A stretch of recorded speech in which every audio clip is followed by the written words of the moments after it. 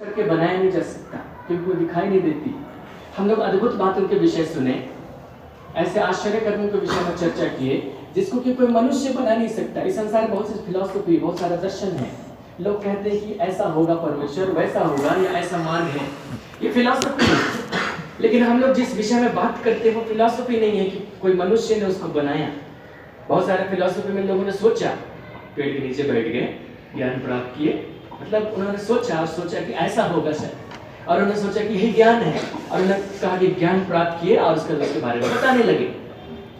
लेकिन हमारा जो पवित्र शास्त्र है, या जब हम इसमें से पढ़ते हैं तो इस प्रकार की बात नहीं कि कोई मनुष्य बैठा और उसने इस प्रकार से सोच लिया, नहीं, इसको परमेश्वर ने प्रकट किया। इसलिए इसमें ऐसी बातें पाई जाएंगी जो देखने में नहीं आती। बाकी फिलॉसफी उस बात पर आधारित है जो देखने में आती है, लेकिन हमारे बीच में ऐसी बातें पाई जाएंगी जो देखने में नहीं आती।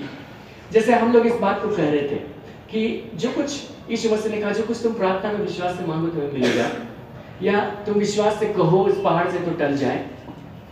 तो कोई मनुष्य कह दे कि पहाड़ से टल जाए और टल जाए, पहले से ऐसा नहीं हो सकता। या कोई मनुष्य इस प्रकार, बहुत लोग कहते हैं, है ना, तुम्हारे मुंह में कीड़े पड़े, उसको तो कीड़े, बहुत कुछ कहते हैं, लेकिन ऐसा नहीं कि जो कह दिए सब कुछ हो गया। लेकिन जिस वचन को यीशु मसीह कह रहे थे उसके बैकअप में एक व्यक्ति की जरूरत है जो उसको पूरा कर सके, और वो पवित्र आत्मा है। जैसे कि यीशु मसीह ने चेलों को सिखाया कि जो कुछ तुम कहोगे तुम्हारे साथ वैसा ही होगा। यदि तुम इस पहाड़ से कहो, यदि तुम इस पेड़ से कहो तो वैसा ही होगा। और वे चले जाते और पवित्र आत्मा को नहीं भेजते तो वैसा नहीं होता।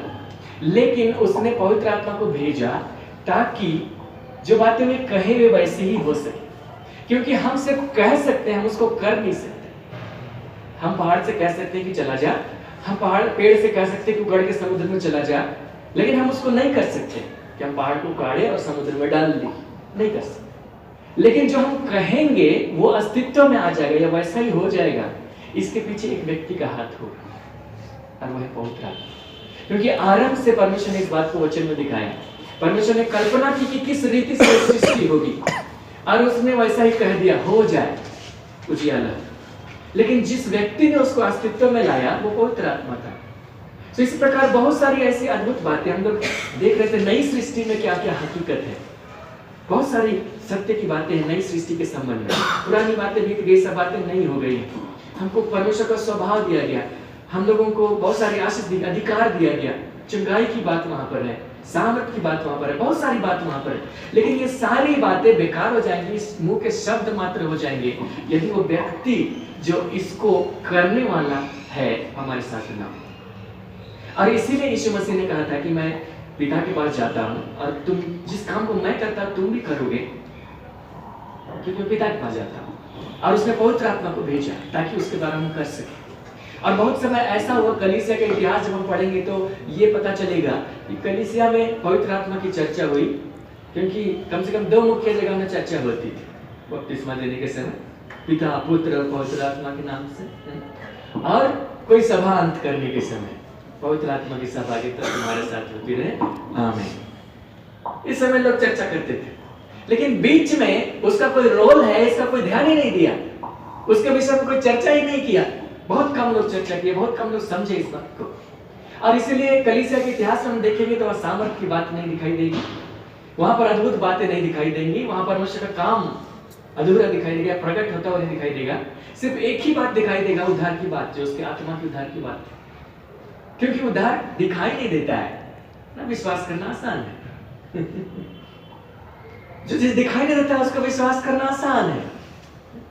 उद्धार के बारे में बहुत कुछ बोलेंगे, ऐसे करोगे तो उद्धार मिलेगा, क्योंकि दिखाई नहीं देता है मिला है कि नहीं मिला है, सब उसके बारे में कह सकते हैं गारंटी के साथ। विश्वास करना में आसान है, उसी की जगह चंगाई के बारे में कहना कठिन है, क्योंकि तो शरीर में दिखना पड़ेगा, नहीं दिख रहा है तो मुश्किल है। तो इसलिए कलीसिया में वो बात रह गई जहां पवित्र आत्मा का काम है, लेकिन वहां पे दिखने वाली बात नहीं। लेकिन इस अंतिम युग में परमेश्वर ने इस रीति से ठान लिया है, हम इसको इस प्रकार से देख रहे हैं, परमेश्वर का आत्मा बड़ी सामर्थ के साथ लोगों के जीवन में उड़ेला जा रहा है। योवेल 2 अध्याय की भविष्यवाणी पूरी होती चली जा रही है, और हमें उस बात की जरूरत है। पिछले सप्ताह जब हम इकट्ठे हुए थे, मैं इस बात को बोल रहा था कि यीशु मसीह के जीवन में पवित्र आत्मा जिस रीति से रहा, ठीक उसी रीति से पवित्र आत्मा एक विश्वासी के जीवन के लिए। आज हम लोग जल्दी जल्दी इस बात को थोड़ा समझने की कोशिश करेंगे, क्योंकि बाइबल इस बात को बताती है कि यीशु मसीह के पैदा होने से पहले भविष्यवाणी की गई। भविष्यवाणी की गई कि एक मसीहा आएगा जो पैदा होगा, जो बैतलहम में पैदा होगा और इस प्रकार से काम करेगा, उसका राज्य का कभी अंत नहीं होगा, उसका नाम इस प्रकार रखा जाएगा। और उसके कहने के अनुसार यीशु मसीह पैदा हुए। हमारे विषय में भी पवित्र आत्मा के द्वारा भविष्यवाणी हुई। जितने भविष्यवक्ताओं ने भविष्यवाणी की, उन्होंने कभी भी अपने मन से भविष्यवाणी नहीं की, वे पवित्र आत्मा के द्वारा उभारे जाकर बोलते थे। और जब उभारे जाकर उन्होंने कहा, तो कम से कम यिर्मयाह ने कहा कि अंत के दिनों में मैं एक नई वाचा बांधूंगा, वो पुरानी वाचा के समान नहीं होगी, फिर नई वाचा होगी। और वो वाचा इस प्रकार होगी कि मैं अपनी व्यवस्था, अपनी वाचा उनके मनों में डालूं, उनके हृदयों पर लिखूं, वे मेरे लोग होंगे। यह हिजकिय्याह ने भी कहा कि मैं तुम पर शुद्ध जल छिड़कूंगा। परमेश्वर कहता है तुम शुद्ध हो जाओगे, तुम्हारे अंदर से पत्थर का हृदय निकाल कर मांस का हृदय दूंगा। ये सारी बातें भविष्यवाणी के तौर पर कही जा रही थी। किन लोगों के लिए? जो लोग नई वाचा के तहत आएंगे। नई वाचा के तहत जितने लोग हैं उनके विषय में पहले ही भविष्यवाणी, जैसे कि यीशु मसीह के आने से पहले भविष्यवाणी की गई कि वो आएगा, उसी प्रकार से जो लोग नई वाचा में होंगे उनके लिए पहले से भविष्यवाणी की गई कि वे होंगे। और वे कैसे होंगे इसको आप पढ़कर क्लेम कर सकते हैं कि मेरे लिए ऐसा लिखा है। ये हिजकिय्याह में पढ़ सकते हैं क्या लिखा है, 36वां अध्याय। यिर्मयाह में पढ़ सकते हैं क्या लिखा है, 21वां अध्याय, 33वां अध्याय। और वहां लिखा हुआ पाएंगे वो आपके विषय भविष्यवाणी। यहाँ तक कि हम लोग पतरस में इस प्रकार से लिखा हुआ पाते हैं, पहला पतरस और उसका पहला पतरस और उसका पहला अध्याय, और यहाँ 10 पद से हम इसको देख सकते हैं। पहला पतरस पहला अध्याय 10 पद, यहाँ लिखा है, इसी उद्धार के विषय में उन भविष्यवक्ताओं ने बहुत खोजबीन और जांच पड़ताल की, जिन्होंने उस अनुग्रह के विषय में जो तुम पर होने को था भविष्यवाणी की। उन्होंने क्या भविष्यवाणी की? उस अनुग्रह के विषय भविष्यवाणी की जो तुम पर होने को था। पहला पत्रस जिनके पास भेजा गया चिट्ठी, वे लोग वैसे लोग थे जिन्होंने यीशु मसीह पर विश्वास किया, अर्थात यीशु मसीह पर विश्वास करने वालों के विषय में कह रहे हैं कि हम पर जो अनुग्रह हुआ वो भविष्यवक्ताओं के समय में नहीं था, लेकिन उन्होंने इसकी भविष्यवाणी की। उन्होंने इस बात की खोज की कि मसीह का आत्मा जो उनमें था और पहले ही से मसीह के दुखों की और उसके बाद होने वाली महिमा की गवाही देता था, वह कौन से और कैसे समय की ओर संकेत करता था। उन पर यह प्रकट किया गया कि वे अपनी नहीं वरन तुम्हारी सेवा के लिए ये बातें कहा करते थे। उन्होंने अपने नहीं लेकिन तुम्हारी सेवा के लिए ये बातें कहा। उन्होंने जब भविष्यवाणी की अपने लिए नहीं कहा, उन्होंने हमारे लिए कहा। इसका मतलब हम लोग ऐसे लोग हैं जिनके विषय में भविष्यवाणी की गई, जिनके विषय में पहले ही से कहा गया, जिनके विषय में पवित्र आत्मा ने पहले ही से भविष्यवक्ताओं को बता दिया। इसका मतलब हम लोग अद्भुत प्रकार के लोग हैं, ऐसे लोग हैं जिनके विषय भविष्यवाणी की। ऐसे लोग होंगे एक समय, ऐसे लोग होंगे जिन पर परमेश्वर का अनुग्रह रहेगा, ऐसे लोग होंगे जिनके साथ में उनके पत्थर का हृदय निकाल दूंगा, ऐसे लोग होंगे जिनके साथ मैं नई वाचा बांधूंगा, अपनी व्यवस्था हृदय पर लिखूंगा, अपने वचन को उनके मन पर लिखूंगा। ऐसे लोग होंगे, उसने भविष्यवाणी किया। हम क्लेम करते हैं, आप क्लेम कर सकते हैं कि ये मेरे लिए है। हम वे लोग हैं जो भविष्यवाणी के प्रोडक्ट हैं, भविष्यवाणी के परिणाम स्वरूप हैं। यीशु मसीह भी भविष्यवाणी का परिणाम स्वरूप उत्पन्न हुआ। और पहले वचन के रूप में भविष्यवाणी कहा गया, वो देह धारण करके आ गया। बहुत पहले वचन के रूप में भविष्यवाणी की गई हमारे विषय, और हम वो लोग हैं। हालेलुया। हम लोगों ने कहा कि यीशु मसीह के जन्म के समय पवित्र आत्मा का रोल था, क्योंकि स्वर्गदूत जब आया था, मरियम यीशु की माता थी उसके पास, उसने कहा कि तुम गर्भवती होगी, एक पुत्र जन्म दोगी, उसका नाम यीशु रखना। और उसने बताया कि पवित्र आत्मा तुम पर आएगा, उसके बाद तुम गर्भ धारण करोगी। यीशु मसीह किसी मनुष्य के द्वारा मरियम के गर्भ में नहीं आए, लेकिन पवित्र आत्मा के द्वारा वो मरियम के गर्भ में आए और वो उत्पन्न हुए, और वो परमेश्वर का पुत्र कहलाएगा, ऐसा लिखा लूका 1:35 में। वो सच में कहलाया। हमारा जो नया जन्म होता है, हमारा जो नया जन्म होता है वो एग्जैक्टली पवित्र आत्मा के द्वारा होता है।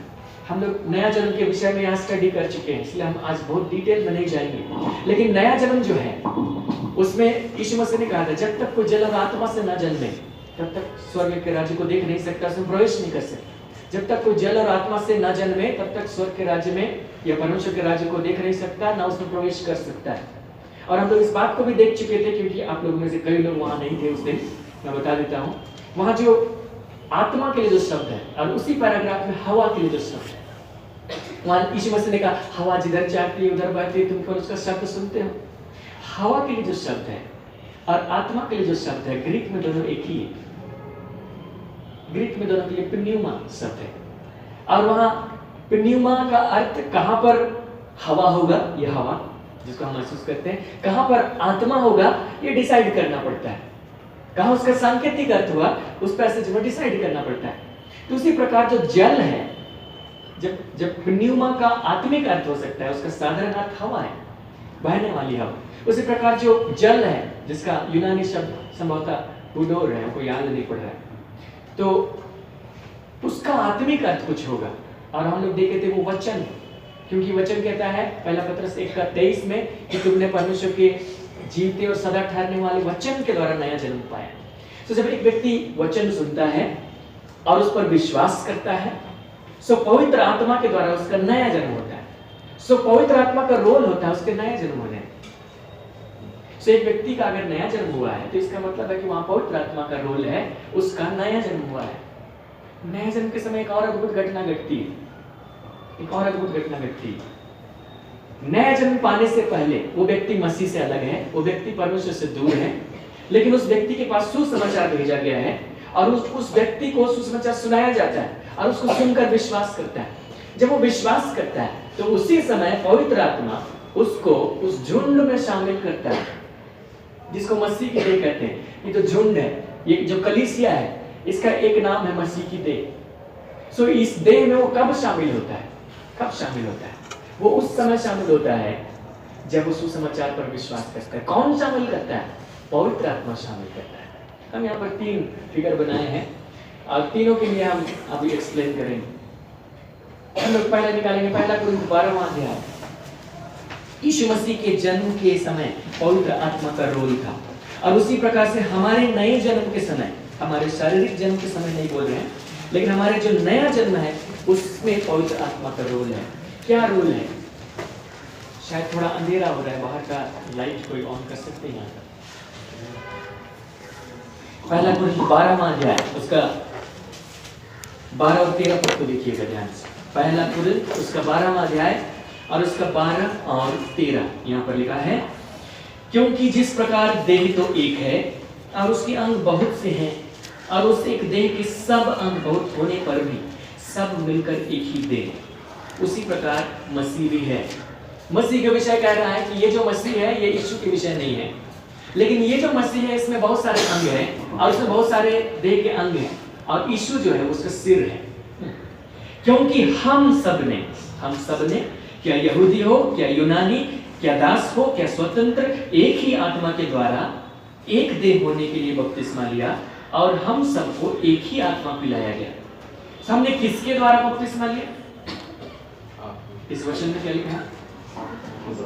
एक ही आत्मा के द्वारा एक देह होने के लिए बपतिस्मा लिया, और हम सबको एक ही आत्मा पिलाएंगे। अगर हम लोग IBP अनुवाद में देखेंगे, दूसरा अनुवाद, उसमें क्या लिखा गया है? जोर से पढ़ो 13 पद। क्योंकि हम सब ने, चाहे यहूदी हो या यूनानी, दास हो या स्वतंत्र, एक ही आत्मा द्वारा एक देह होने के लिए बपतिस्मा पाया, और हमें एक ही आत्मा पिलाया गया। एक ही आत्मा द्वारा एक देह होने के लिए बपतिस्मा पाया।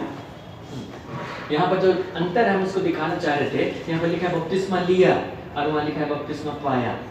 इंग्लिश में लिया पाया सबके लिए कुछ बैप्टाइज्ड ऐसे लिखिए ना।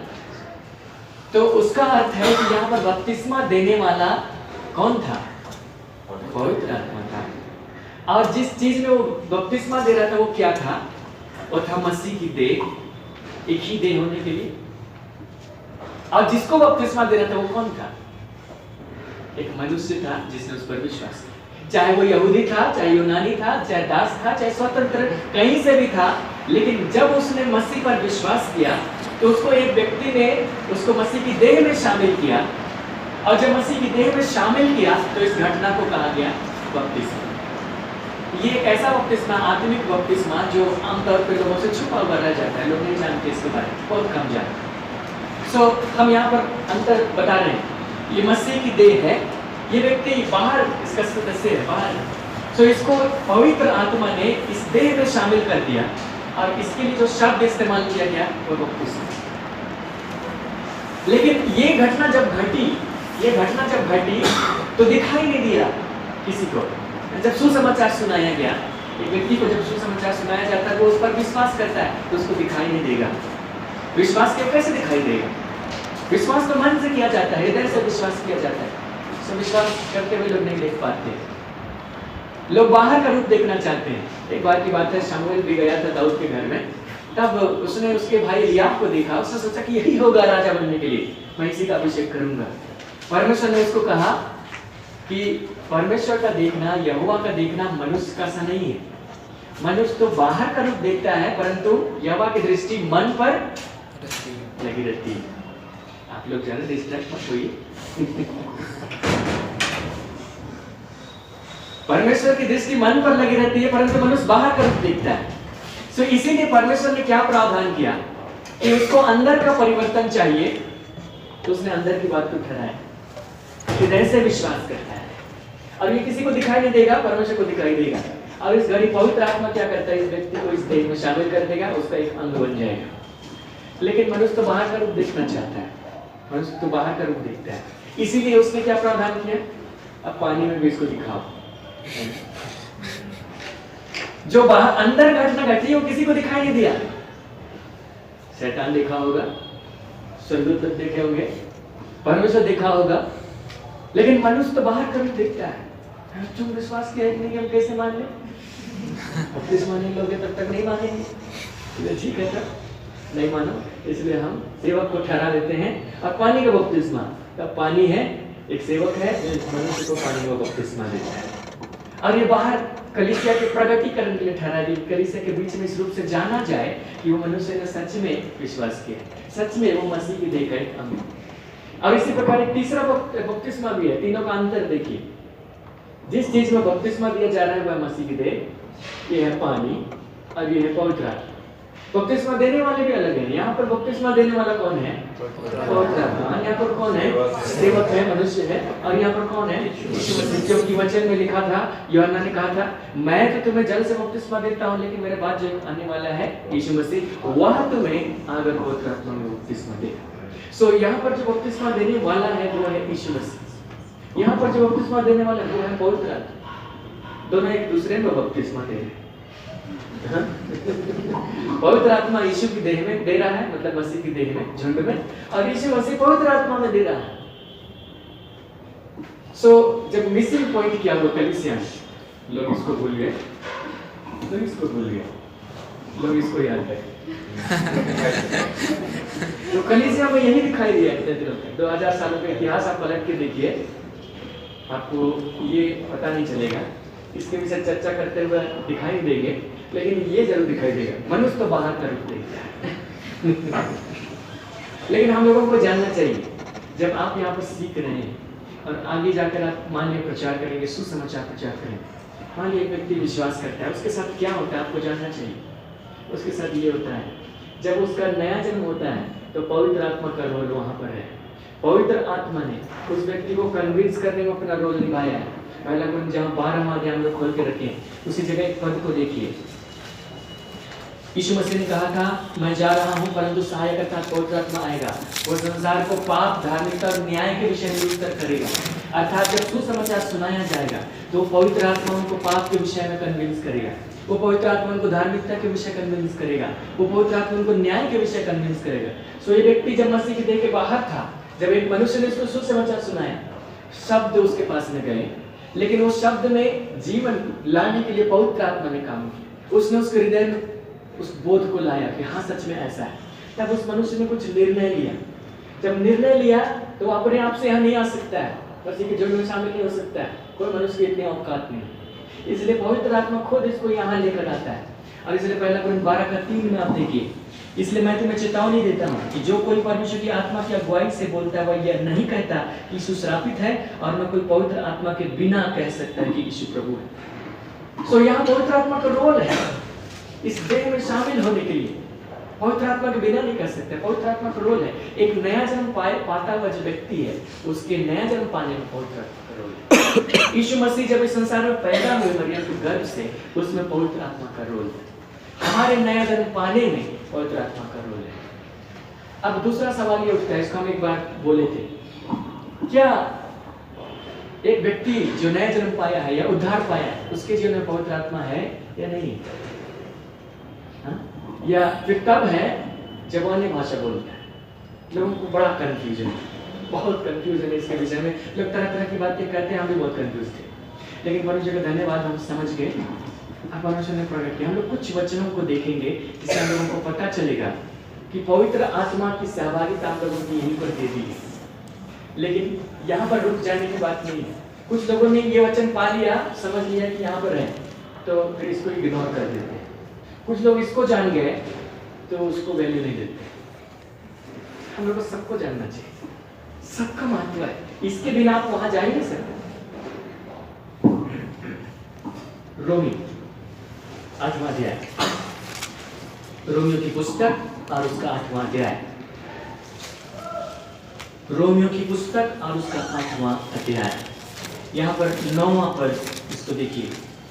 और अगर आप रोमियो की पुस्तक को अगर आप शुरू से पढ़ेंगे तो यहाँ पर इस बात को पाएंगे, इस संसार के सब लोगों ने पाप किया, परमेश्वर की महिमा से रहित हैं, कोई धर्मी नहीं है, एक भी नहीं, सब दंड के योग्य हैं।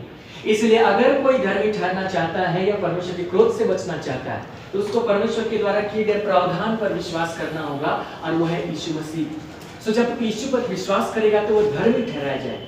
सो जिन लोगों ने विश्वास किया, जिन लोगों ने धर्मी ठहरे, जो लोग विश्वास के द्वारा परमेश्वर से उनका मेल हो गया, उनके विषय में ये बात कर रहा है। 9वां पद क्या कहता है? लिखता है, परंतु जबकि परमेश्वर का आत्मा तुम में बसता है तो तुम शारीरिक दशा में नहीं परंतु आत्मिक दशा में हो। यदि किसी में मसीह का आत्मा नहीं तो वह उसका जन्म नहीं। यदि किसी में मसीह का आत्मा नहीं तो उसका जन्म नहीं। सो एक व्यक्ति यहाँ पर पवित्र आत्मा के द्वारा इस देह में आया। ये कभी कभी कोई व्यक्ति ऐसा होता है जो जिंदगी भर अन्य भाषा में बात नहीं किया। कभी कभी कोई व्यक्ति होता है वो तुरंत यहीं पर बोला अन्य भाषा। कोई व्यक्ति होता है जो इसको बोलने में कुछ समय लगा। और अगर पवित्र आत्मा यहाँ से है, उधर नहीं है, तो मेरा सवाल है कि इस बीच में वो मसीह का जन्म था कि नहीं था? यहाँ तो जन्म लिखा है, तो कंफ्यूज मत हो जाइए कि कुछ खास लेवल का है उसको जन्म कहा जा रहा है। इंग्लिश में लिखा है does not belong to Christ, मतलब वो मसीह का था ही नहीं, मसीह से सहभागिता उसका है ही नहीं। तो इस बीच में जब उसने अन्य भाषा नहीं बोला, क्या वो मसीह का था कि नहीं था? अगर उसने नया जन्म पाया है, अगर उसने मसीह की देह में शामिल हुआ है वो, तो मसीह का जन्म। और यहाँ लिखता है कि यदि किसी में मसीह का आत्मा नहीं तो उसका जन्म नहीं। इसका मतलब मसीह का आत्मा उसमें। हम लोग एक और पद निकालें, गलाती की पुस्तक पत्री और इसका 4वां अध्याय और इसका 6 पद, गलाती 4 और इसका 6, गलाती 4 और इसका 6। यहाँ पर लिखा है, और तुम जो पुत्र हो इसलिए परमेश्वर ने अपने पुत्र के आत्मा को जो हे अब्बा हे पिता कहकर पुकारता है हमारे हृदय में भेजा है। तुम जो पुत्र हो, परमेश्वर ने अपने पुत्र के आत्मा को तुम्हारे हृदय में भेजा है, जो हे अब्बा हे पिता कहकर पुकारता है। तो अगर हम परमेश्वर के साथ गहरा संबंध अनुभव कर सकते हैं, पिता का सा संबंध, तो वो इसलिए क्योंकि उसका आत्मा हमारे हृदय में भेजा गया है। और किसके हृदय में भेजा गया? जो उसका पुत्र है, ताकि हम उसको हे अब्बा हे पिता कहकर पुकार सके, हमारे बीच गहरा संबंध हो सके। तो इसलिए हमको दिया गया यहाँ, जब हम उद्धार पाए। कंफ्यूजन हुई है। और जो पहला कुरिन्थ 12:13 में जो वचन पढ़े उसमें ये लिखा हुआ था, हमने एक ही आत्मा के द्वारा एक देह होने के लिए बपतिस्मा लिया या पाया, और हमको एक ही आत्मा पिलाया गया। आखिरी वाक्य यही था, और हमको एक ही आत्मा पिलाया गया। इसका अर्थ है जितने लोग उद्धार पाते हैं, जितने लोग मसीह की देह में शामिल हो गए, पवित्र आत्मा के द्वारा नया जन्म पाए, उनको एक ही आत्मा पिलाया गया। इसका अर्थ इस प्रकार से है, उसका अर्थ जो प्रभु भोज में जो हम लोग दाखरस पीते हैं ठीक उसी प्रकार से। जिस समय यीशु मसीह ने अपने चेलों को वो कटोरा दिया, एक ही कटोरों में से उन्होंने पिया, उसमें दाखरस था, एक ही था, और उन्होंने पिया, हर एक ने थोड़ा थोड़ा पिया। तो उसी प्रकार हम लोग सहभागी हो जाते हैं पवित्र आत्मा की। उसी समय हमको पिलाया गया, एक ही आत्मा पिलाया गया। और इसकी गहराई जो है इसको हम लोग अगर देखेंगे तो हम लोग पहला कुरिन्थियों में पाएंगे, पहला कुरिन्थियों इसका 3रा अध्याय। थोड़ा हार्ड लगता होगा लेकिन थोड़ा सा मेहनत कीजिए, आपको समझ में आ जाएगा। पहला कुरिन्थियों और उसका 3रा अध्याय। आप लोग इस वचन को जानते हैं, हम कई बार इस वचन को बोल चुके हैं। जब लोग इस वचन के संदर्भ को नहीं पढ़ते, इसके ऊपर नहीं पढ़ते, इसके नीचे नहीं पढ़ते, इसको मिलाकर नहीं देखते, तो हम उसका कुछ और अर्थ निकालते हैं। इसलिए आप लोग ध्यान से देखिए, वही अर्थ है या दूसरा है। पहला कुरिन्थियों 3रा अध्याय और उसको 16 और 17। आप लोग इस वचन को जानते हैं। क्या लिखा है? क्या तुम नहीं जानते कि तुम परमेश्वर का मंदिर हो और परमेश्वर का आत्मा तुम में वास करता है? यदि कोई परमेश्वर के मंदिर को नष्ट करेगा तो परमेश्वर उसे नष्ट करेगा, क्योंकि परमेश्वर का मंदिर पवित्र है और वह तुम हो। जब लोग इस वचन को बोलते हैं तो वे क्या समझते हैं? लोग समझते हैं कि हमारे शरीर के बारे में बोल रहा है। हमारा शरीर परमेश्वर का मंदिर है, परमेश्वर का आत्मा शरीर में वास करता है। वचन ऐसा बोल रहा है, कहते हैं, लेकिन ये वचन ऐसा नहीं बोल रहा है। लोग ऐसा इसलिए समझते हैं क्योंकि उसको ऊपर नहीं पढ़े और शायद उसको ग्रामर में ठीक से नहीं देखे, या पहले ही उनको ऐसा बता दिया गया, इसलिए जब पढ़ते हैं तो वही समझते हैं। लेकिन जब इसको अगर आप डिटेल में पढ़ेंगे पहले अध्याय से, तो आपको ये पता चलेगा कुरिन्थ की कलीसिया में एक बहुत बड़ी समस्या थी और वो थी फूट। शुरू से ही इसमें समस्या, कोई तो अपने को पौलुस का, कोई अपने को अपोलोस का, कोई कैफा का, कोई मसीह का कहता है। फूट था। तो फूट के बारे में कहते हुए उसने कहा कि हमने किसका सुसमाचार सुनाया? मसीह का सुनाया। तो तुम कैफा और पौलुस और अपोलोस के नाम पर क्यों बांटते हो? मसीह पर ध्यान करो। मसीह का सुसमाचार बहुत सिंपल है, लेकिन ऐसी बात नहीं है कि उसमें भेद और ज्ञान की बात नहीं है। भेद की बात हम उन लोगों को सुनाते हैं जो यहाँ पर लिखा है, सिद्ध लोगों में हम ज्ञान सुनाते हैं। 2रा अध्याय 6। और ये ज्ञान हम सब लोगों को नहीं सुनाते, उन लोगों को सुनाते हैं जो मैच्योर हो गए। फिर 3रा अध्याय में चला आता है और फूट के बारे फिर से बात करने लगता है और इन लोगों को बोलता है, मैंने तुम्हें 3रा अध्याय 1 पर, हे भाइयों, मैं तुमसे इस रीति से बातें न कर सका जैसे आत्मिक लोगों से, परंतु जैसे शारीरिक लोगों से और उनसे जो मसीह में बालक हैं।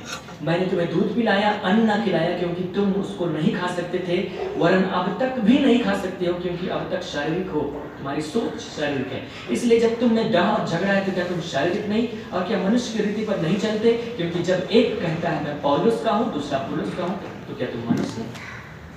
तो जिस मुख्य बात के विषय में वो चर्चा कर रहा है वो है जो कलीसिया है उसमें फूट, लोगों के बीच विभाजन, अलग अलग लेख। वो कहते हैं कि हम तुमसे उस भेद को नहीं शेयर कर सके क्योंकि हम सिद्ध लोगों में ज्ञान सुनाते हैं। तुमसे हम बालकों के समान बात किए, जो बालक लोग जिसको समझेंगे वही।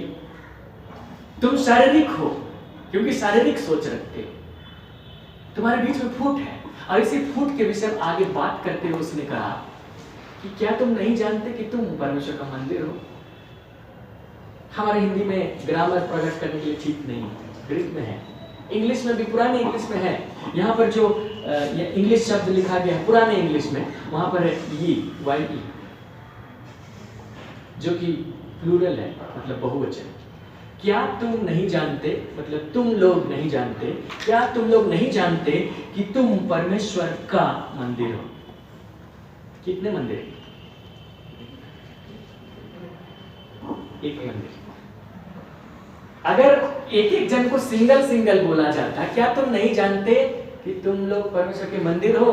तुम एक मंदिर, तुम एक मंदिर, तुम एक मंदिर, बहुत सारे मंदिर। तो यहाँ लिखता परमेश्वर के मंदिर हो, लेकिन लिखा परमेश्वर का मंदिर हो, इसका अर्थ है एक मंदिर। इंग्लिश में ज्यादा क्लियर। क्या तुम नहीं जानते कि तुम परमेश्वर का मंदिर हो? मतलब तुम मिल करके एक मंदिर हो और परमेश्वर का आत्मा इस मंदिर में रहता है और जो इसे नष्ट करेगा क्या करते हैं? मैं पौलुस का, मैं अपोलोस का, मैं कैफा का बोल के फूट डाल के इस मंदिर को नष्ट करेगा परमेश्वर से। ये इसका और हमारा देह भी परमेश्वर का मंदिर है, इसके विषय में 6ठा अध्याय में लिखा है। इसी 6वां अध्याय को देखिए 19 पर। यह इंडिविजुअली एक एक जन के विषय बोल रहा है। क्या तुम नहीं जानते कि तुम्हारी देह पवित्र आत्मा का मंदिर है जो तुम में बसा हुआ है और तुम्हें परमेश्वर की ओर से मिला है और तुम अपने नहीं? तो दो प्रकार का मंदिर है।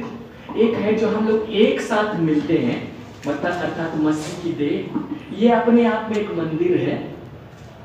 और इसमें परमेश्वर का आत्मा रहता है। और एक है जो हम इंडिविजुअल मंदिर है, हम भी मंदिर है, हमारा शरीर भी मंदिर है। उसके लिए पहला कुरिन्थ 3:16 ने लिखा है, 17 ने लिखा है, उसके लिए पहला कुरिन्थ 6:19 में लिखा है। हम ये नहीं कह रहे कि हमारा शरीर परमेश्वर का मंदिर नहीं, वो है, लेकिन किस वचन के अनुसार? पहला कुरिन्थ 6:19 के अनुसार। और पहला कुरिन्थ 6:16-17 के अनुसार हम लोग सब मिलके एक मंदिर। अब यहाँ पर ध्यान से देखिए, मसीह की देह जब इसकी तुलना की गई तो वहां पे आगे हाथ है, पैर है, आंख है, नाक है। तो ये इस प्रकार है कि हम सब मिलकर उसके अलग अलग अंग हैं और एक शरीर बन गया। अब एक शरीर है तो ये मुर्दा रहेगा जब तक उसमें आत्मा ना हो। तो किसकी आत्मा उस शरीर में रहेगी? सो इस प्रकार से सब मिल करके एक देह। सो यहाँ पर जब हम आते हैं, हमको एक ही आत्मा पिलाया गया, अर्थात इस देह के मध्य में जो आत्मा निवास करता है, हम उसके सहभागी होते हैं, हम उसके सहभागी हो जाते हैं, पवित्र आत्मा के सहभागी। और उस देह के जब हम अंग है, मान लिया हाथ है, पैर है, हमको उसी प्रकार की बुलाहट दे दी गई। सो जब एक व्यक्ति का नया जन्म होता है, पवित्र आत्मा के संपर्क में वो चला आता है, वो पवित्र आत्मा की सहभागिता को पा रहा होता है और यहाँ से वो शुरू कर सकता है। पवित्र आत्मा अपने आप को प्रकट कर सकता है उस व्यक्ति के जीवन में किसी भी रीति से। कई लोग इस प्रकार से बताएंगे कि लोग स्वप्न देखते हैं, कुछ स्वप्न देख के सच हो गए, कुछ लोग और भी कुछ, यहाँ तक कि कई लोगों के जीवन में वरदानों के रूप में भी प्रकट हो जाता है। क्यों प्रकट हो गया? क्योंकि मसीह के देह के सदस्य हैं और पवित्र आत्मा उस देह में निवास करता है। ये प्रैक्टिकल अनुभव। अभी लोग वहां पर नहीं गए, अभी लोग अन्य भाषा में नहीं बोले, लेकिन उनके जीवन में वरदान बीच में काम करें। उसके पहले कैसे? क्योंकि वो मसीह के देह के सदस्य हैं और मसीह का आत्मा निवास करता है। इफिसी में एक पद को देखिए, इफिसी और उसका दूसरा अध्याय। हम लोग इसको पहले बीएसआई में पढ़ेंगे, तब हम लोग आईबीपी में पढ़ेंगे, शायद उसमें क्लियर हो। क्या लिखा है? 19 पद से, दूसरा अध्याय 19 पद, इफिसी दूसरा अध्याय 19 पद लिखा है, इसलिए तुम अब विदेशी और मुसाफिर नहीं रहे, परंतु पवित्र लोगों के संगी, स्वदेशी और परमेश्वर के घर आने के हो गए, और प्रेरितों और भविष्यद्वक्ताओं की नींव पर, जिसके कोने का पत्थर यीशु मसीह स्वयं ही है, बनाए गए हो, जिसमें सारी रचना एक साथ मिलकर प्रभु में एक पवित्र मंदिर बनती जाती है। कितना क्लियर लिखा है, सारी रचना एक साथ मिलकर प्रभु में पवित्र मंदिर बनती जाती है। नींव कुछ है, कोने का पत्थर यीशु मसीह है, और हम लोग भी उस एक पत्थर हैं, जुड़ते चले जा रहे हैं, और हम लोग एक पत्थर की तरह जुड़ते चले जा रहे हैं। और क्या बन रहा है? एक मंदिर, एक पवित्र मंदिर, जिसमें आगे लिखा है, जिसमें तुम भी आत्मा के द्वारा परमेश्वर का निवास स्थान होने के लिए एक साथ बनाए जाते हो। हिंदी का जो अनुवाद है वो ठीक नहीं, लेकिन इंग्लिश में जो अनुवाद है उसका कहना है, जिसमें तुम भी ऐसा निवास स्थान बनाए जाते हो जिसमें परमेश्वर अपनी आत्मा के द्वारा निवास करता है। आत्मा के द्वारा परमेश्वर का निवास स्थान होने के लिए बनाया जाता है। मतलब एक ऐसा मंदिर हम मिलके हैं जिसमें परमेश्वर रहता है। कैसे? अपने आत्मा के द्वारा। हम एक एक पत्थर की तरह। जब हम एक एक पत्थर है तो हमारी सहभागिता पवित्र आत्मा के साथ, क्योंकि हमारा जो देह है एक एक अंग इसलिए काम कर रहा है क्योंकि इसमें मेरी आत्मा निकाल दीजिए, उसके बाद देह को कब्र में डाल काम नहीं करेगा, लेकिन वो इसीलिए काम करेगा क्योंकि वो मसीह के देह। एक और पद निकालिए, पहला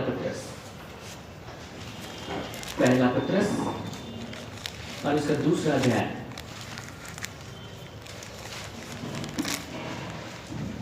4 पद से देखिए, 3 पद से देखिए। कहता है, क्योंकि तुमने प्रभु की कृपा का स्वाद चख लिया है, मतलब विश्वासियों के विषय बोलता है, उसके पास आकर, जिसे मनुष्यों ने तो निकम्मा ठहराया परंतु परमेश्वर के निकट चुना हुआ और बहुमूल्य जीवता पत्थर है। किसके पास आकर? यीशु मसीह के पास आकर, जिसको मनुष्यों ने, राजमिस्त्रियों ने निकम्मा ठहराया परंतु वो कोने के सिरा का पत्थर हो गया, और वचन कहते हैं वो जीवता पत्थर है यीशु मसीह। तुम भी आप जीवते पत्थरों के समान आत्मिक घर बनते जाते हो, जिससे याजकों का पवित्र समाज बनकर ऐसे आत्मिक बलिदान चढ़ाओ जो मसीह यीशु के द्वारा परमेश्वर को ग्राह्य है। हम लोग भी जीवित पत्थर हैं, यीशु मसीह भी एक पत्थर है। और कुल मिला के जो देह बनी, जो झुंड है, वो एक ऐसा मंदिर, एक ऐसी रचना बनती चली जा रही है जो परमेश्वर का मंदिर है और उसमें परमेश्वर का आत्मा निवास करता है और हम उसके सहभागी। सो दोनों पार्ट इंपॉर्टेंट है। जब हम इस बारे में बात करते हैं कि हमारी देह परमेश्वर का मंदिर है, इंडिविजुअल, हम बात करेंगे वहां पर जाकर, हमारे लिए जरूरी है, क्योंकि इस जीवन को हम इंडिविजुअली बिताते हैं। हर समय हमको हर लोगों की सहायता मिलती रहेगी, जरूरी नहीं। लेकिन यहाँ पर इसको हम इग्नोर नहीं कर सकते। लोग इसको इग्नोर कर देते हैं और इसके चक्कर में क्या होता है, लोग अपना अपना चले जाते हैं। अरे हम बहुत आत्मा से भर गए, अपना चले, दूसरा अपना समझे। कल से फुट है, लड़ाई हो गया, झगड़ा हो, उससे मतलब नहीं। लेकिन परमेश्वर की सोच ये है कि हम एक देह होकर रहें, जो इसके एकता को भंग करेगा, जो इस मंदिर को नष्ट करेगा। 17 उसमें इस देह के विषय कह रहा है, मतलब जिसमें बहुत सारे लोग मिलकर एक मंदिर बने, जो उसको नष्ट करने के लिए हाथ बढ़ाएगा, परमेश्वर से नष्ट करेगा, मतलब उसको तोड़ फोड़ करेगा, उस मंदिर टुकड़े टुकड़े कर। परमेश्वर हम लोगों को इसीलिए नहीं बुलाया कि हम लोग मंदिर को टुकड़े टुकड़े करें, देह को भंग कर दे, अलग अलग हो जाए। इसलिए हम कहते हैं कि एक ही देह। ऑर्गेनाइजेशन के हिसाब से हो सकता है अलग अलग हो, लेकिन हमारी सोच है कि हम जिसने इस संसार में है सब एक है। अपने मन से उस अंतर को मिटा दीजिए। कई बार जब लोग इस बात को नहीं समझते हैं तो लोग सोचते हैं हमारे चर्च वाले लोग ही सोच जाए, वो लोग तो नहीं है। हम लोग एक बार गए थे एक चर्च में, वहाँ पर तो इसी प्रकार से बोल रहे, हम लोग वहाँ गए, उस गांव में SDA चर्च था, 7 डेज एडवेंटिस्ट, बाकी सब चर्च उसका सिद्धांत अलग है, लेकिन उन्होंने जगह दिया था हम लोगों को प्रचार करने के लिए। सो हम लोग वहाँ शनिवार और इतवार प्रचार, तो लोग शनिवार के दिन आराधना करते हैं, शनिवार के दिन लोग बाजार भी नहीं जाते। उन्होंने कहा कि हम लोग कुछ नहीं लाएंगे, उन्होंने कहा हम ही लोग लेके आएंगे। हमारे भाई गए, प्रफुल्ल भाई, चावल दाल सब लेके गए, सब्जी भी पहुँचा दी, और उसके बाद वो लोग सिर्फ खाना पका के खिलाए। हम लोग वहाँ पर 2 दिन प्रचार किए। शनिवार को उनका आराधना हुआ था, हम लोग सेकंड हाफ पर पहुँचे। दूसरे दिन इतवार की वहाँ पर एक दूसरा चर्च था, हम चर्च का नाम नहीं लेंगे, और उसके बाद हम लोग संडे के दिन हम लोग सोचे कि उस चर्च में हम लोग चले जाएं, हम लोग चले गए। तो हम लोगों ने इस बात को बताया, हम लोगों का इंट्रोडक्शन हुआ, हम लोगों ने बताया कि हम लोग यहाँ पर आए हैं, परमेश्वर के वचन को लाए हैं, फलाना चर्च में जगह मिला, वहाँ पर प्रचार कर। उन्होंने सोच लिया कि ये लोग तो उस चर्च के हैं। और जो कुछ पास्टर ने प्रचार किया उससे तो हम लोगों का दिमाग घूम गया। हम लोगों को लग रहा था हम लोग कब चले जाएं। मतलब मानसिकता इस प्रकार से हो जाती है कि हमारे साथ रहेगा तभी वाले लोग स्वर्ग जाएंगे। उस झुंड में परमेश्वर नहीं है, उस झुंड पर हमारे साथ है। नहीं, इस झुंड में जितने भी, इस संसार में जितने भी लोग हैं जिन्होंने मसीह को अपना जीवन दिया, जिन्होंने उस पर विश्वास किया, वे पवित्र आत्मा के द्वारा इस देह में शामिल हो गए। बेशक वे इस रूप में आपको नहीं दिखाई दिए होंगे आपके झुंड में, लेकिन पवित्र आत्मा के द्वारा शामिल हो गए हैं इस झुंड में, इसलिए वो एक ही झुंड है। इसलिए उसको डिवाइड मत कीजिए, इसको मेंटालिटी डिवाइड मत कीजिए। इस मसीह की प्रार्थना है कि वे एक हों, जैसे कि मैं और पिता एक है। यूहन्ना 17 सो एक हो, यहाँ से मेंटालिटी है। और एक होंगे तब पूरा देह काम करेगा, तब बड़ी महिमा दिखाएगी। अभी अंतर है, फूट है, जहाँ कई सारे लोग इस बात को समझ रहे हैं और एकता की ओर बढ़ रहे हैं, लेकिन कई सारे अंतर की ओर जा रहे हैं, विभाजन की ओर जा रहे हैं। लेकिन जब सब कुछ पूरी रीति से समेट लिया जाए तब बड़ी महिमा प्रकट। सो हम लोग यहाँ से शुरू करते हैं। हम लोगों को एक ही आत्मा पिलाया गया। हम लोग एक बड़े मंदिर का एक छोटा हिस्सा है। हम लोग एक छोटा पत्थर है जिसमें पवित्र आत्मा निवास करता है, जिसमें परमेश्वर निवास करता है अपनी आत्मा के द्वारा। हम उसे सहभागिता पाते हैं, हम उसकी आवाज को सुन सकते हैं। यहाँ तक कि क्योंकि हम लोग इस देह में कोई जगह तो ठहराएंगे, मान लिया हम आँख है, मान लिया हम कान है, वो काम करना शुरू कर जाए। इसलिए बहुत सारे लोग वहाँ का एक्सपीरियंस नहीं है, लेकिन यहाँ पर रहते हुए ही बहुत सारे एक्सपीरियंस शुरू कर गए, क्योंकि वे देह के अंग हैं, अब उस पवित्र आत्मा के सहभागी। इसीलिए एक एक विश्वासी जो इस संसार में है उसको पवित्र आत्मा मिला है, उसको सहभागिता मिली। हम लोग इसको समझने के लिए चेलों के पास जाएंगे। यीशु मसीह के चेले, उनके साथ में क्या हुआ था? यीशु मसीह के चेले पूर्ण उद्धार तब तक नहीं पाए थे जब तक यीशु मसीह मुर्दों में से नहीं जी उठा। क्योंकि उद्धार पाने के लिए व्यक्ति को विश्वास करना जरूरी है कि यीशु मसीह मुर्दों में से जी उठा। रोमी 9:10 आप लोग जानते हैं। कि अपने मन से विश्वास करें कि परमेश्वर ने उससे मरे हुए में से जिलाया। तो जब यीशु मसीह मरे नहीं थे तो उसके पहले यीशु मसीह के चेले नहीं विश्वास कर सकते थे कि उसको मरे हुए में से जिलाया। लेकिन जब वो मरे हुए में से जिलाया गया और अपने चेलों के पास में आया, तब उनके चेलों को विश्वास हुआ कि हाँ, ये सब कुछ मरे हुए में से जी उठा। और वचन कहता है कि उसके मरे हुए में से जी उठने के द्वारा हमें नया जन्म मिला है। पहला पत्रस उसका पहला अध्याय 3 पद लिखता है, हमारे प्रभु यीशु मसीह के परमेश्वर और पिता का धन्यवाद हो, जिसने यीशु मसीह के मरे हुए में से जी उठने के द्वारा अपनी बड़ी दया से हमें जीवित आशा के लिए नया जन्म दिया। नया जन्म पाने के लिए यीशु मसीह का मरे हुए में से जी उठना जरूरी था। सो जब वो मरे हुए में से जी उठा और यीशु मसीह के चेले जहाँ छुपे हुए थे वहां पर गया, उसको देख करके उन लोगों को शॉक लगा। शुरू में तो भूत है सोचे, लेकिन उसने कहा कि छुप कर देखो। तब लोगों को विश्वास हो गया। उन्होंने छुप कर नहीं देखा, मतलब उंगली डाल के देखे ऐसा मतलब नहीं, उनको कंफर्म हो गया कि हाँ है, विश्वास हो गया। जब विश्वास हो गया तब यीशु मसीह ने एक काम किया था। यूहन्ना का सुसमाचार और इसका 20वां अध्याय 19वां पद से देखिए। यूहन्ना 20 उसका 19 से, जिस दिन यीशु मसीह जी उठे थे मुर्दों में से, वो सप्ताह का पहला दिन था। और उसी दिन जो सप्ताह का पहला दिन था, संध्या के समय जब वहां के द्वार जहां चेले थे यहूदियों के डर के मारे बंद थे, तब यीशु आया और उनके बीच में खड़ा होकर उनसे कहने लगा, तुम्हें शांति मिले। और यह कहकर उसने अपना हाथ और अपना पंजर उनको दिखाए। तब चेले प्रभु को देखकर आनंदित हुए। यीशु ने फिर उनसे कहा, तुम्हें शांति मिले, जैसे पिता ने मुझे भेजा है वैसे ही मैं भी तुम्हें भेजता हूं। यह कहकर उसने उन पर फूंका और उनसे कहा, पवित्र आत्मा लो। हालेलुया। जब उनको विश्वास हुआ तब उसने उन पर फूंका और उसने कहा, पवित्र आत्मा लो। लेकिन हम लोग जानते हैं कि पवित्र आत्मा तो पेंटिकोस्ट के दिन में आया। पेंटिकोस्ट का दिन ये दिन है, लेकिन उससे पहले वे लोग यहाँ पर थे, अब मसीह की देह में शामिल हो गए उसके पूरे कामों पर विश्वास करने के द्वारा। अब वे नया झुंड थे, सो इसलिए उसने उस नए झुंड में फूंका और उसने कहा पवित्र। लेकिन इसके बावजूद, इसके बाद लूका के सुसमाचार में हम लोग इस बात को पाएंगे, जब वो उठाए जाने पर था उसने इस बात को कहा। हम लोग जल्दी समाप्त करने वाले। लूका का सुसमाचार आखिरी अध्याय को देखिए।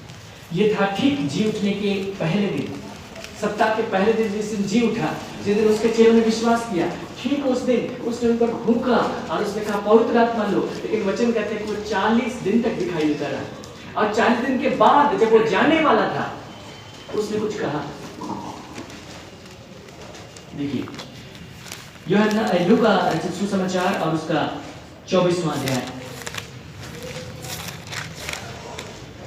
और 49 पर यहाँ पर देखिए, और लिखा है, और देखो जिसकी प्रतिज्ञा मेरे पिता ने की है, मैं उसको तुम पर उतारूंगा, और जब तक स्वर्ग से सामर्थ न पाओ तब तक तुम इसी नगर में ठहरे रहो।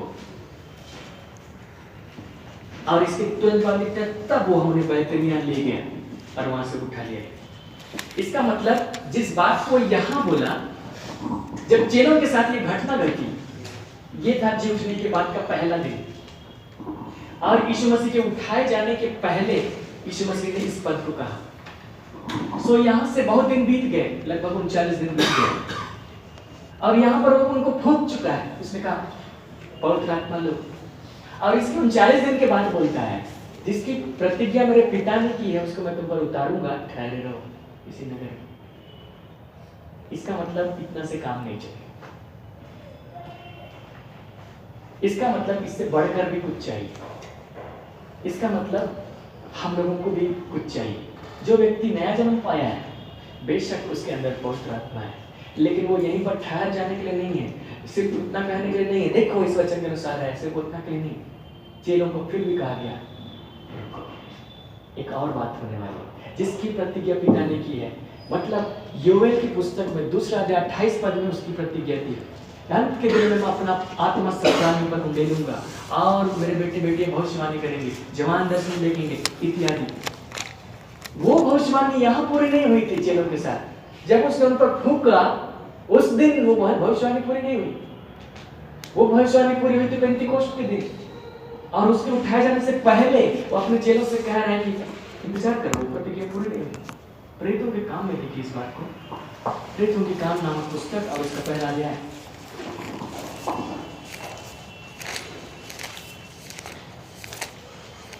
3 पद से देखिए। उसने, यीशु मसीह ने दुख उठाने के बाद बहुत से पक्के प्रमाणों से अपने आप को उन्हें जीवित दिखाया और 40 दिन तक वह उन्हें दिखाई देता रहा और परमेश्वर के राज्य की बातें करता रहा और उनसे मिलकर उन्हें आज्ञा दी, यरूशलेम को न छोड़ो परंतु पिता की उस प्रतिज्ञा के पूरे होने की बाट जोहते रहो जिसकी चर्चा तुम मुझसे सुन चुके हो, क्योंकि यूहन्ना ने तो पानी में बपतिस्मा दिया है परंतु थोड़े दिनों के बाद तुम पवित्र आत्मा से बपतिस्मा पाओगे। उसने कहा कि 40 दिन तक दिखाई देता रहा और उसने उनको इकट्ठा किया और उसने उनको कहा यरूशलेम को ना छोड़ो। उस समय उनको इंतजार करना था, आज हमको इंतजार करने की जरूरत है, क्योंकि उस समय पेंटिकोस्ट के दिन ना आता पवित्र आत्मा योजनाबद्ध तरीके से। आज पेंटिकोस्ट के दिन का इंतजार करने की जरूरत नहीं, आज आपको अपने जीवन के लिए लंबा इंतजार करने की जरूरत नहीं, बल्कि पवित्र आत्मा इंतजार कर रहा है। 2000 साल वो पहले ही आ चुका है, लेकिन इस समय उस रूप से नहीं दिया गया था जैसे योएल की पुस्तक में वादा किया था, लेकिन कहा गया कि उसकी बाट जोते रहो और जब वो आएगा, 8वां पद, परंतु जब पवित्र आत्मा तुम पर आएगा तुम सामर्थ पाओगे और मेरे गवाह होगे। सो यहाँ का अनुभव अद्भुत है, हम इसको इग्नोर नहीं कर सकते, यह हमारे लिए महत्वपूर्ण है, यहीं से सब कुछ शुरू होता है, लेकिन यहीं पर हम कदम डाल नहीं कर सकते, हमको इधर आना है, क्योंकि कुछ और बात है, पवित्र आत्मा तुम पर आएगा और तुम सामर्थ पाओगे। यीशु मसीह के जीवन में देखिए, यीशु मसीह के जीवन में क्या कहा गया था, वो पवित्र आत्मा के साथ उत्पन्न हुआ, पवित्र आत्मा के द्वारा गर्भ में आया और वो उत्पन्न हुआ। और हम लोग जानते जब वो 30 वर्ष का हुआ, यरदन में उसका बपतिस्मा हुआ था, पवित्र आत्मा उसके ऊपर आया, कबूतर के रूप में दिखाई दिया और उसको दिखाई दी, लोगों को, यूहन्ना को दिखाई दिया, यीशु मसीह को दिखाई दिया, और उसके बाद वो काम करने लगे। हमको बताइए इन बीच के 30 साल में पवित्र आत्मा उसके साथ था कि नहीं?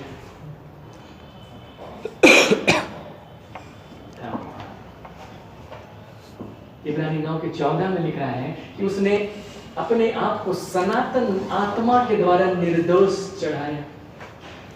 30 साल की उम्र के बाद, 30 साल में वो काफी मैच्योर हो गया, और जितनी परीक्षाएं उसको जवान के रूप में आनी थी उसको पहले आना था। 30 साल से पहले उसके शरीर में बहुत सारे परिवर्तन होने वाले थे, बच्चा था, बहुत परीक्षा आने वाली थी उसके जीवन में, और वचन कहता है कि उसने अपने आप को निर्दोष चढ़ाया, इसके द्वारा, सनातन आत्मा के द्वारा। और पवित्र आत्मा अगर उन बीच के 30 साल में उसके साथ नहीं था, वो कैसे इसका मतलब, लेकिन उसके जीवन में भी एक समय आया जिसके लिए वो ठहरा रहा कि पवित्र आत्मा एक खास रूप में उस पर आए, और तब उसने काम शुरू किया। सो हमारे लिए भी दोनों बातों को ठहराया गया है। ये बात है कोई शक की बात नहीं, लेकिन सिर्फ यहीं पर रुक जाने की बात नहीं। बहुत सारी कलीसियां यहीं पर ठहरी, बहुत सारे कलीसियां की जो थियोलॉजी है वो यहीं पर रुक गई। ये है पवित्र आत्मा हमारे साथ, हमारे भीतर, एक विश्वासी के साथ खत्म। लेकिन पवित्र आत्मा हमारे साथ में है कब से? नया जन्म के समय से हमारे भीतर है, पवित्र नया जन्म के समय से। लेकिन यीशु मसीह के साथ भी ऐसा था, इसके बावजूद उसने वेट किया एक खास दिन का, ये एक खास दिन के लिए उसने प्रार्थना की, एक खास दिन के लिए वो तैयार हुआ, और उसके बाद उसने सेवकाई को शुरू कर दी। तो हम लोगों को भी ये चाहिए जो पेंटिकोस्ट के दिन चेलों ने अनुभव किया था, हमारे लिए ये चाहिए, आपके लिए चाहिए। यदि आपके पास है तो परमेश्वर को धन्यवाद कीजिए, यदि आपके पास नहीं है तो आप परमेश्वर से कहिए कि मुझे वो चाहिए, क्योंकि यीशु मसीह ने इसके विषय में 2 बातें कही थी, जो यहाँ का अनुभव है और जो यहाँ का अनुभव है। यीशु मसीह के शब्दों में क्या है? यूहन्ना का सुसमाचार 4वां अध्याय, जब यीशु मसीह सामरी स्त्री के पास में गए। सामरी स्त्री एक ऐसी स्त्री थी जो यीशु को नहीं जानती थी, तो ऐसी स्त्री जो पापिनी स्त्री कह सकते हैं, संसार के सारे लोग पाप किए हैं, सो उसके जन्म में उद्धार नहीं था। सो यीशु मसीह उसको कहने लगे, जीवन के जल के विषय में जो मैं तुम्हें दूंगा, जब तुम मुझ पर विश्वास करोगे, तुम जिस जल को पीती हो कुएं से भर करके उसको पीकर तुम फिर प्यासी होगी, लेकिन जो जल मैं तुम्हें दूंगा वो इस प्रकार का नहीं है, उसमें कुछ अद्भुत गुण है। उसमें गुण किस प्रकार से है?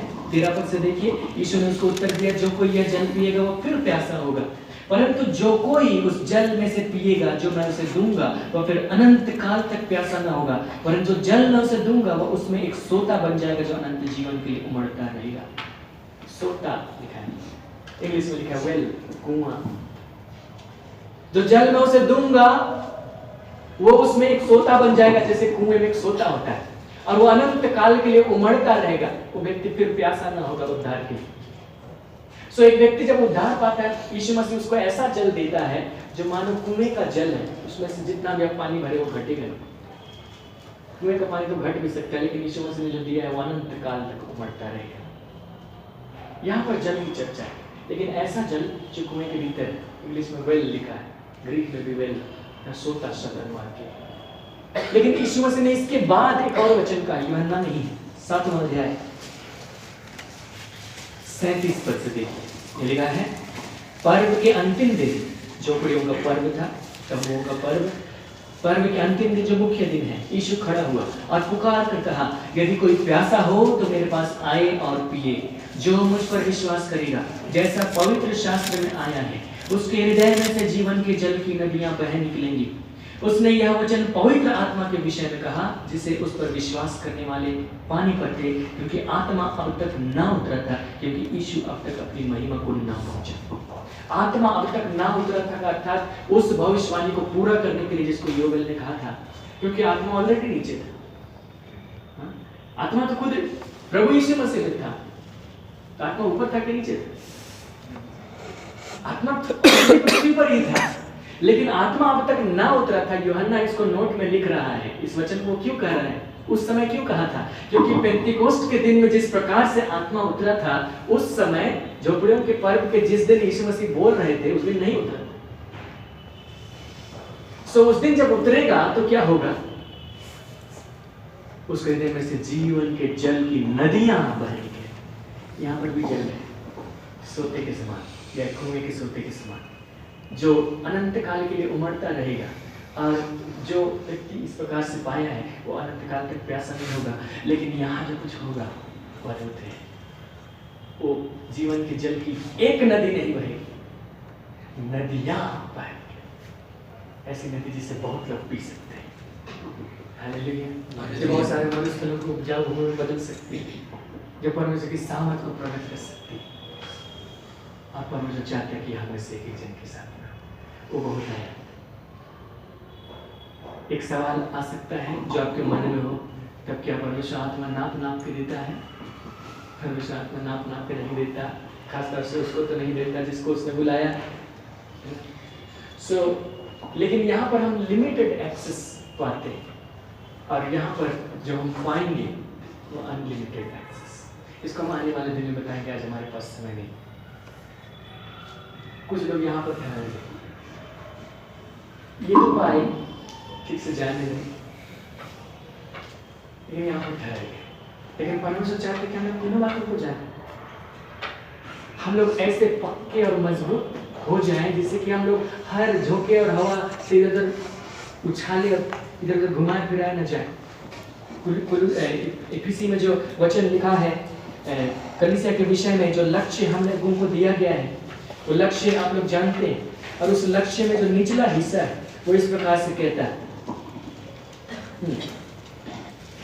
कि हम इफिसी 4 अध्याय 11 पद से देखिए, उसने कुछ को प्रेरित नियुक्त करके, कुछ को भविष्यवक्ता नियुक्त करके, कुछ को सुसमाचार सुनाने वाले नियुक्त करके, कुछ को रखवाले और उपदेशक नियुक्त करके दे दिया, जिससे पवित्र लोग सिद्ध हो जाएं, सेवा का काम किया जाए, मसीह की देह उन्नति पाए, जब तक कि हम सबके साथ विश्वास और परमेश्वर के पुत्र की पहचान में एक न हो जाएं और एक सिद्ध मनुष्य न बन जाएं और मसीह के पूरे डेढ़ डॉल तक न बढ़ जाएं, ताकि हम आगे को बालक न रहे जो मनुष्यों की ठग विद्या और चतुराई से, उनके भ्रम की युक्तियों के और उपदेश के हर एक झोंके से उछाले और इधर उधर घुमाए जाते हैं। हम आगे को बालक न रहे जो पता नहीं ये कुछ बोल रहा है, वो कुछ बोल रहा है, तो हम कंफ्यूज, क्योंकि हम सब बातों को नहीं जान रहे, हम कुछ बातों को जान रहे हैं। तो वो लोग कुछ बातों को कह रहे हैं तो हम उन बातों को देख रहे हैं, वो लोग नहीं कह रहे तो हम नहीं देख रहे, लेकिन हम सारी बातों को देखेंगे और हम सारी बातों को देखेंगे किस प्रकार समेटा हुआ है, और हम कभी कंफ्यूज नहीं, कभी कंफ्यूज नहीं। और हम परमेश्वर का काम बड़े कॉन्फिडेंट होकर कर सकते हैं। क्योंकि अगर हम अपने विषय में कॉन्फिडेंट नहीं रहेंगे कि हम परमेश्वर के हैं, परमेश्वर ने मुझे चुना है, परमेश्वर ने मुझे बुलाया है, परमेश्वर ने मेरा अभिषेक किया है, परमेश्वर ने मुझे सेवकाई दी है, पता नहीं हम परमेश्वर के हैं भी कि नहीं, तो हम क्या करेंगे? इसलिए सबसे पहले कॉन्फिडेंट हो जाइए कि अगर आपने विश्वास किया है, अगर आप यीशु मसीह को अपना जीवन दे चुके हैं, आप मसीह की देह में हैं, पवित्र आत्मा आपके साथ है। और इसीलिए आप पवित्र आत्मा की उपस्थिति को कई बार अपने जीवन में अनुभव करते होंगे, और इसलिए कई बार ऐसी बातों का अनुभव करते होंगे जो अद्भुत है। हो सकता है कुछ स्वप्न आपको देखिए, कुछ ऐसी बातें आपको सुनने, आपको अपने अंदर में लगा कि ऐसा करो, और आपने किया और उसका परिणाम प्राप्त हुआ। पवित्र आत्मा आपके अंदर बोलता है। और भी बहुत सारी बातें हो सकता है कि वरदान ही आपके जीवन में काम करने लगे, लेकिन यहाँ आने के लिए तैयारी कीजिए। जिन लोगों के पास में है, परमेश्वर को धन्यवाद कीजिए, क्योंकि आपके पास कोई छोटी चीज़ नहीं है। बहुत सारे लोगों के पास ये अनुभव भी है, लेकिन वे नहीं जानते कि क्या है, और वे सोचते कि पता नहीं क्या है, और जीवन के जल की नदियों को छोटा कर देते हैं, क्योंकि हमारा विश्वास वैसा नहीं होता। जो कोई मुझ पर विश्वास करेगा, जैसा पवित्र शास्त्र में आया, उसके हृदय से जीवन के जल की नदियां बह निकलेंगी। उस वचन को हम लोग फिर से देखते और समाप्त करेंगे। पहला कुरिन्थ यूहन्ना 7वां अध्याय, यूहन्ना 7वां अध्याय। जो मुझ पर विश्वास करेगा, 38 पर, जो मुझ पर विश्वास करेगा जैसा पवित्र शास्त्र में आया है, उसके हृदय में से जीवन के जल की नदियां बह निकलेंगी। उसके हृदय में से जीवन के जल की नदियां बह निकलेंगी। जब आप इस बात को ढूंढेंगे कि पवित्र शास्त्र में, अर्थात पौलुस जब लिख रहा था उस समय जो पवित्र शास्त्र था, पुराना नियम, उसमें कहां पर लिखा गया है कि उसके हृदय में से जीवन की जल की नदियां बह निकलेंगी? कहीं नहीं लिखा गया। हेलो, कहीं नहीं लिखा। यहाँ कोई रेफरेंस नीचे में दिया गया है शायद, यह 47 का 1, जकरिया 14 का, लेकिन वो इसके विषय नहीं। हृदय में से जीवन के जल की नदियां बह निकलेंगे, ऐसा कहीं नहीं लिखा। जकरिया में तो एक सोता फूट निकलेगा जो यरूशलेम को होते हुए कहाँ बह जाएगा, लिखा है, मृत सागर तक पहुंच जाए।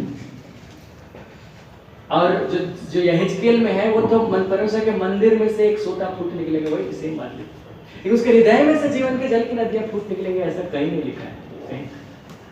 तो फिर यहाँ पर क्यों लिखा जैसा पवित्र शास्त्र में आया? इसका मतलब जैसा पवित्र शास्त्र में आया है, ये पोर्शन पहले भाग के साथ संबंध रखता है। जो मुझ पर विश्वास करेगा जैसा पवित्र शास्त्र में आया, अर्थात पवित्र शास्त्र जैसा विश्वास करने के लिए बोलता है, वैसा जो विश्वास करता है, उसके हृदय में से जीवन के जल की नदियां बहती। क्योंकि वैसा कहीं लिखा नहीं कि जो मुझ पर विश्वास करता है उसके बारे में पवित्र शास्त्र में लिखा हुआ है कि उसके हृदय में से जीवन के जल की नदियां बह निकलेंगी, वैसा कहीं नहीं लिखा है। इसलिए वो पहले भाग से संबंध रखता है। जो मुझ पर विश्वास करता है, कैसा विश्वास करता है? जैसा पवित्र शास्त्र में आया है, उसके हृदय में से। तो इसलिए कई बार क्या होता है, जो लोग ये अनुभव भी पाए, तो उनका विश्वास वैसा नहीं होता जैसा पवित्र शास्त्र कहता है, और जीवन की जल की नदियां नहीं दिखाई देती। इतनी असीमित सामर्थ परमेश्वर के व्यक्तित्व को अपने अंदर में लेकर के सोचिए ना, अब आगे की तरह हो जाता है। अफसोस की बात है, हम इसके विषय में चर्चा करेंगे, लेकिन आप तैयारी कीजिए इस बात के लिए जिनके पास नहीं है, परमेश्वर आप सबों को देगा। हम लोग इसके विषय में आने वाले दिनों में टीचिंग लेंगे, परमेश्वर आपकी सहायता करेगा।